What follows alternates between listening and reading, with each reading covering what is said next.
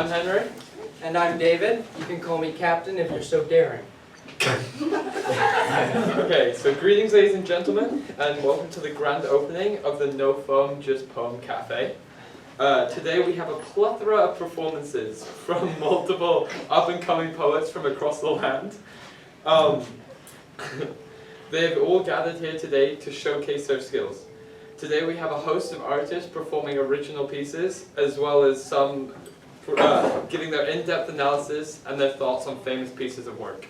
But without any further ado, please give a warm welcome to our first performer, and that's Braden Walsh, performing The Game. The game. It's a poetry cafe with Snap. I knew people were doing I'm sitting on the list. That's okay. You have no mic or no? Yeah.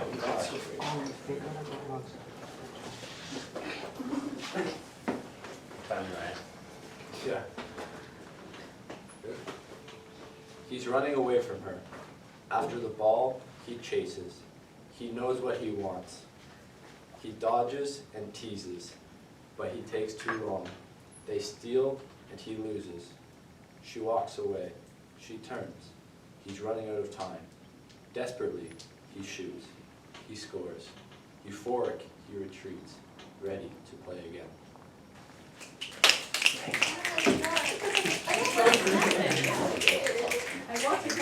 Followed by Braden Walsh. We all want to hear that again. Now for our next performer, we have Brianna with The Little Bit It Takes.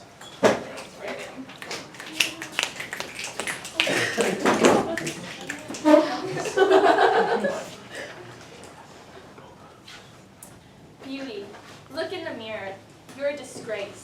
People will never say, I want to be her. Stop thinking to yourself, you can make it. Everyone will tell you, beauty isn't everything. But for you, it's all you've known. Smarts and knowledge will never get you anywhere. Obsession with the perfect body consumes you. Thoughts, remarks, and comments swirl. This is the end. Done with it all, a voice speaks up, snapping reality back into place. Snapping reality back into place, a voice speaks up. Done with it all. This is the end. Remarks and comments swirl. Thoughts consume you. Obsession with the perfect body will never get you anywhere. Smarts and knowledge for you is all you know. Beauty isn't everything. Everyone will tell you you can make it. Stop thinking to yourself, I want to be her. People will never say you're a disgrace. Look in the mirror. Beauty. I really want to clap. Thank you, Brianna, for that. Okay, I have a joke. Hey, Davo, Yo, what's Edgar Allan Poe's favorite TV show? I don't know, what is it? That's So Raven. Oh! Okay, so next we have Annie, and she'll be presenting Anger. Mike. No, Almost fell. maybe, I don't know.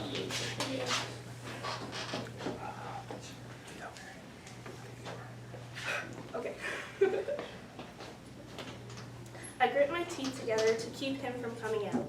The little bit that managed to sneak by makes my stomach turn. As a person I refuse to be, I slowly become. I let off a warning, the words that slowly burn your skin like acid.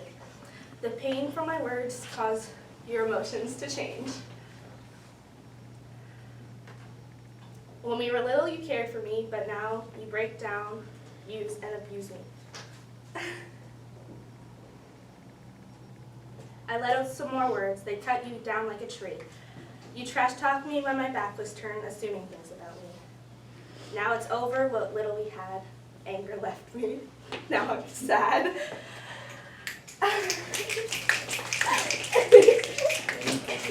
Beautiful poem.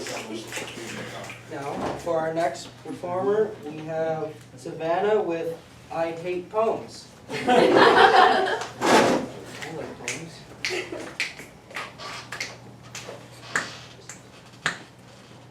To put a pen in paper and write about our life, to make them rhyme and rhythm really causes strife. Form of literature lost, Shakespeare not to blame, however Robert Frost, you really put me to shame. I don't need to memorize, such a stupid way of art. To bring you some surprise, I really don't give a fart.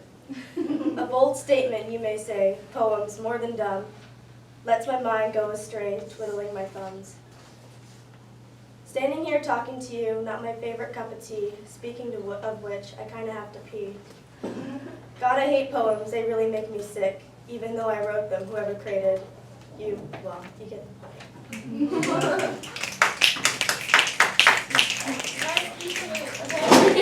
Thank you for that, Savannah. Next up, we have Mackenzie presenting the true meaning of life. Whoa.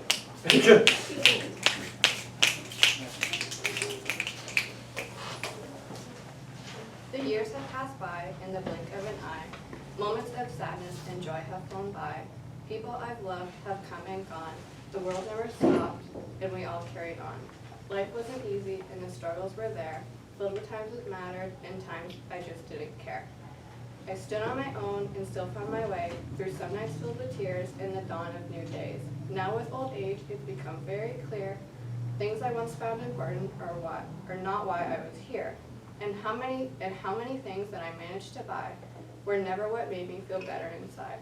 And the worries and fears that plagued me each day, in the end, it would all just fade away. But how much I reached out to others when needed would be the true measure of how I succeeded, and how much I shared from my soul and my heart would ultimately be what set me apart. And what's really important is my opinion of me and whether or not I'm the best I can be, and how much more kindness and love I can show before the Lord tells me it's my time to go.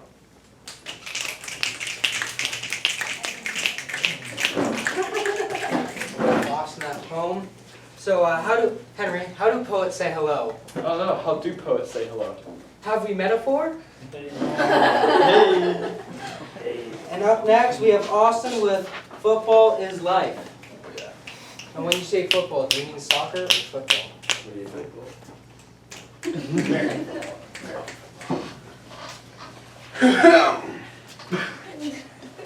Some say football is just a game.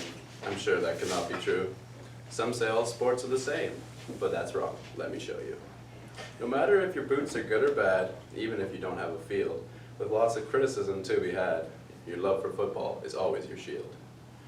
And if your mates support different clubs, or even seem to hate your team, you know you'll all be back in the pubs, sharing a drink and watching that screen.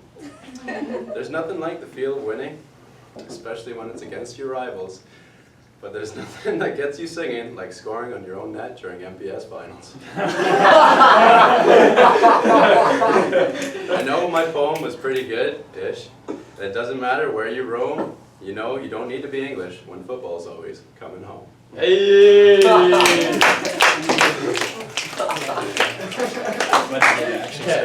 that was amazing.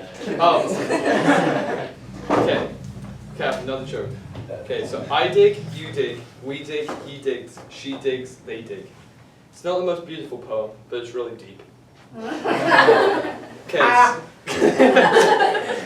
Okay, so next up we have Tristan, and he's performing If I Were the Principal.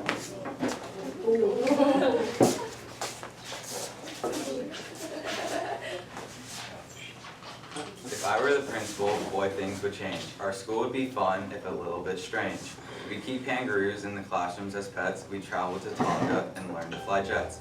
We'd get to make movies and all become stars. For field trips, we'd blast off on rockets to Mars. We'd learn to raise monsters and build time machines. We'd surf on tsunamis and sleek submarines. We'd learn to make robots with nuclear brains and dig up a dinosaur's fossil remains. We'd go with pirates and plunder their gold.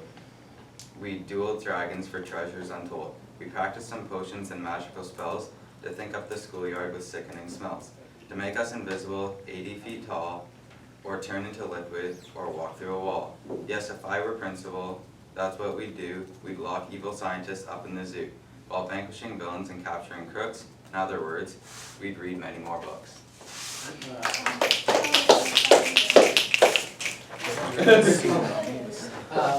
What about the bathroom doors? And our next poem will be Graham with A Race of Reality.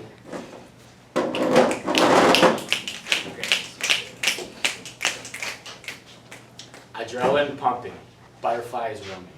Nerves are raw, sweat is dripping. Racers sitting up blocks, and it's only 10 o'clock. On one knee, hands are spread. I get set, hips move ahead. Then a false start, and we begin again. I have to work hard to find my zen. The gun goes off, this time it's real. We're halfway around the oval wheel. In the last 100, it's a mental game. I can't come last, I can't handle the shame. My muscles are screaming, their voice I hear. Finally, the finish line is very near. The tie makes the cut, I qualify. I get to do all this again, I am mollified. Thank you, Graham. That was very good. Okay. Hey, Davo. What do you say to Edgar Allan Poe when he's about to crash into a tree? I don't know. Poetry. Okay, so next up we have Cassidy performing Gnome Poem.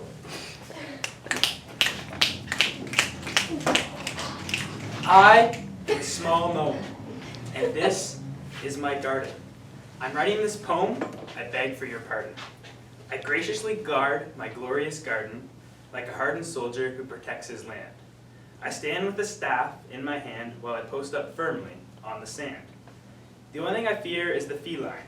It acts like a furious lion. As it bites above my hairline, I find myself crying. In my head now is a crack. I must continue to do my duty. But I wish that cat never attacked. I don't see how guarding doesn't make you a beauty. A soldier seems unbreakable to a naked eye, until he is faced with the fact that he can die. This is what scares I, as I know that it is now time to say goodbye.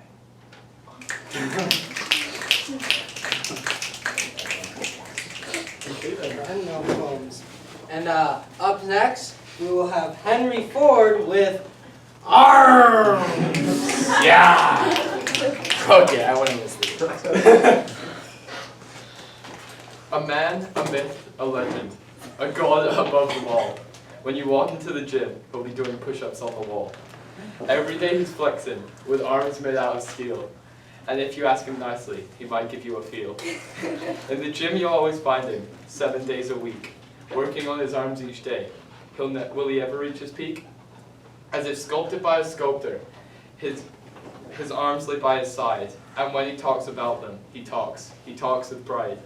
His arms are like the Rockies, I heard a wise man say, and when although his arms are massive, he should stop skipping leg day.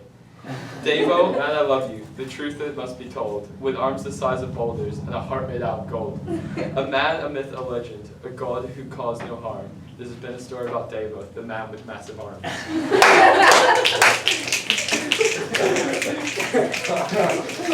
Well, what's your poem called?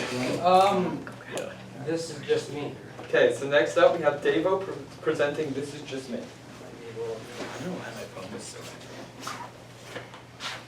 This is just me.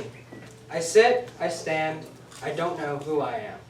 I know I am human, flesh and bone, but as a person, I do not know. This is just me. Greed. The grease of humanity. The grease is harmless, till sparked into the blazing fear of loss. Then the fire burns, spreads like sunlight, touching every soul. We all burn, only a few learn. This is just me. We follow. We blindly follow. We follow the leader. The leader takes many names. Politicians, corporations, education. We say we know, but we follow. This is just me. This is what I see. This is what I do. I too follow into tomorrow, but I see. Imagine a world of green, where you look at more than just a screen. Soon this will only be a dream of what we once seen. This is not just me. This is everybody. This is reality.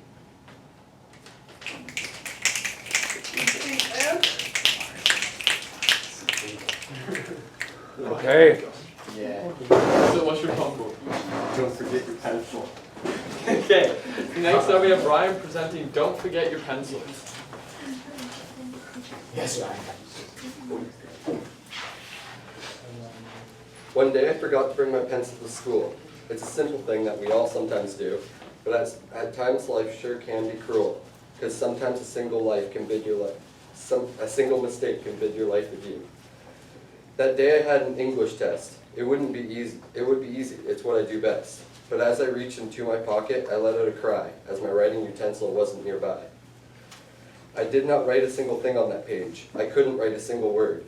And the thought of this filled me with rage. I guess it may not sound absurd that I failed that class, although I was a nerd. Without passing that class, I couldn't get a job. Without a job, I couldn't get food to eat. Because of this, I was forced to rob the convenience store right down the street before I was arrested by a cop. Now here I am in a dingy cell. I'll admit it has a funky smell. I hope you have all listened well, because students should always remember this rule. Don't forget to bring your pencil to school. Yes, I love it.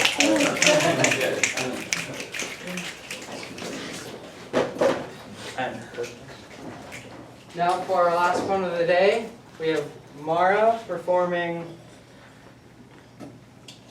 Untitled.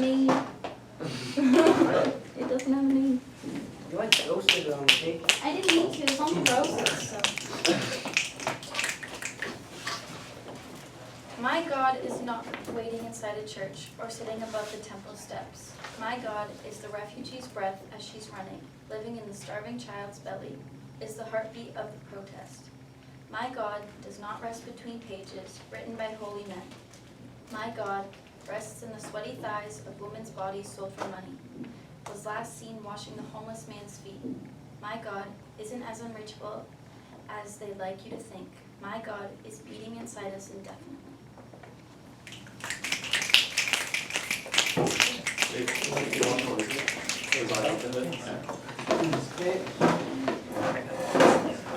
So, closing up the Poetry Cafe, no foam, just poem.